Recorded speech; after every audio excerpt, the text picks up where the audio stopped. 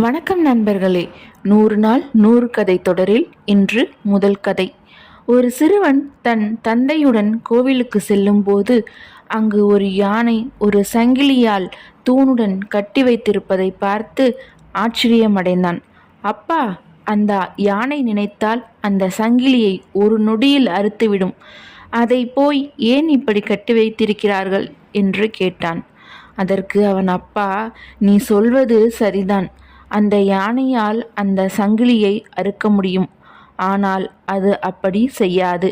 அந்த யானை சிறுவயதாக இருக்கும்போதே இப்படி சங்கிலியால் கட்டித்தான் வைத்திருப்பார்கள்.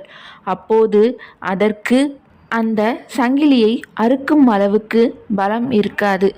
பலமுறை முயன்று முயன்று தோற்று போகும். பிறகு நாளடைவில் தன்னால் தன் காலில் கட்டியிருக்கும் சங்கிலியை அறுக்கவே முடியாது. தன் காலில் சங்கிலி இருந்தால் அதே இடத்தில்தான் இருக்க வேண்டும் என்று பழகிவிடும். அதன் பிறகு அது மிக பெரிய யானையாக மாறிய பின்பும் அதன் காலில் ஒரு கயிற்றை கட்டி வைத்தாலும் அது அப்படியே அதே இடத்தில்தான் நிற்கும். அந்த யானையைப் போல்தான் நாமும் சில முறை முயன்றுவிட்டு அதில் தோல்வி அடைந்ததும் நம்மால் முடியாது என்று நம்பிக்கையை இழந்து விடுவது.